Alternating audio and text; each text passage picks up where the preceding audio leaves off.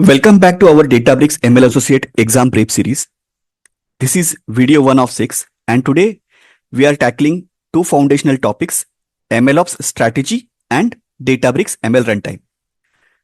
These are section 1 topics and they set the stage for everything that you will learn from this course. Let's get into it. We'll start with MLOps, what it is, why it matters, and the best practices you need to know for the exam. So what exactly is MLOps? Think of it as DevOps, but for machine learning. Just like DevOps brought automation, monitoring, and governance to the software development, MLOps does the same for the machine learning lifecycle. The goal is to move models from experimentation, where a data scientist is iterating in a notebook, into production, where the model is reliably serving predictions. This is a very big problem in practice. Studies show that majority of ML models never make it to the production. There is a gap between data scientists who build models and the engineers who need to deploy and maintain them. MLOps actually bridges that gap. It encompasses the full life cycle of a machine learning model, like data preparation, model training, deployment, and ongoing monitoring. When the exam asks you to identify MLOps best practices, they are asking about this end-to-end thinking. Now let's get specific about the best practices the exam actually tests. First, version control everything, not just your code, but also your data and your models. If you can't reproduce a result, you can't debug it or audit it. This is the foundation. Second, automate the ML pipeline. Manual steps in training, validation, or deployment are error-prone and obviously they don't scale. Think automated retraining when new data arrives, automated validation gates, and automated deployment. Third, implement CI/CD for ML. This means continuous integration of your code changes, but also continuous training when the data changes. And obviously, continuous deployment of the validated models. Fourth, monitor model performance in production. Models degrade over time as data distributions shift, which is also called data drift.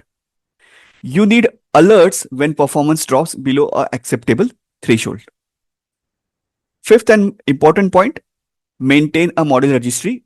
This is where MLflow comes in, tracking every model version, its lineage, who trained it, and what data was used for the training purpose. And the final and sixth point, separate your environments. Development, staging, and production should be distinct with proper promotion processes between them. This connects directly to our next topic, which is promoting codes versus promoting models. This is one of the most frequently tested topics on the exam, so please pay close attention. There are two approaches to moving ML from development to production. The first approach is promoting code. Here you take your training pipeline code and deploy it to each environment, staging, and then production. The model gets retrained in each environment using that particular environment's data. This is the preferred approach in regulated industries because you get a full audit trail of what you're doing. Every model was trained in a controlled environment with known data. It also ensures your training environment matches production, which avoids subtle bugs when you want to do the audit. The second approach is promoting models.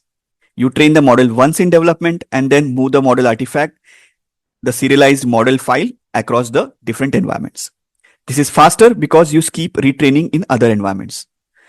It's preferred when training is very expensive. Think large deep learning models that usually take days to train, or when the data is exactly the same across all the environments that you have. The risk of promoting models is that the training environment might differ from production in ways that actually affect the model. Different library versions, different data pre-processing, and obviously different compute resources. On the exam, when you see a scenario about regulated industries, audit requirements, or data that differs across environments, the answer is promote the code. When the scenario emphasizes expensive training or consistent data, the answer is promote model. Remember this. Now let's shift to the Databricks ML Runtime, what it is and why the exam actually cares about it. So Databricks ML Runtime is a pre-configured cluster runtime. Think of it as a ready-made computing environment specifically optimized for machine learning workloads. What actually makes it special? It comes with all popular ML libraries pre-installed like scikit-learn, TensorFlow, PyTorch, XGBoost, and Spark MLlib. You don't need to do pip install or worry about version conflicts between all these libraries. MLflow is also pre-installed, so experiment tracking and model management work actually out of the box. GPU support is built in with correct drivers already configured in it. If you have ever struggled with CUDA driver installations, you know how valuable this will be. The runtime is regularly updated by Databricks to keep all libraries compatible with each other. And it actually dramatically reduces the setup time, no dependency conflicts, no environment management, right? You spin up a cluster and start modeling. For the exam, the key advantage to remember is that ML runtime eliminates environment management overhead, so data scientists can focus only on building models part. Let me highlight a few more advantages that the exam may test. The ML runtime eliminates works on my machine problems. Everyone on the team uses the same pre-configured environment. So if a model trains correctly for one person, it should train correctly for everyone.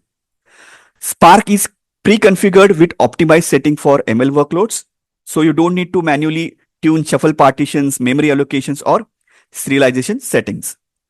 Delta Lake is integrated, giving you reliable, ACID-compliant data access with versioning. This is important for reproducibility.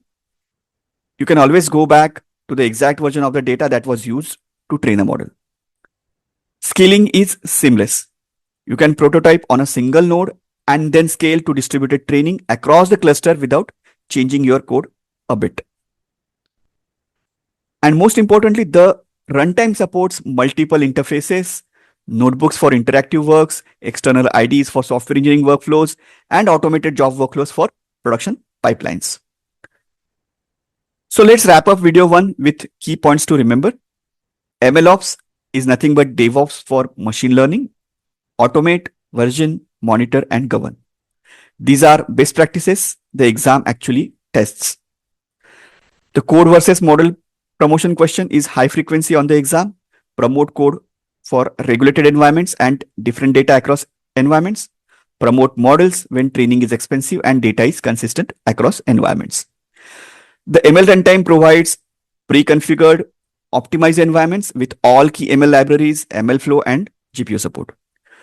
The main advantage is reduced setup time and consistent environments. This actually wraps up video 1.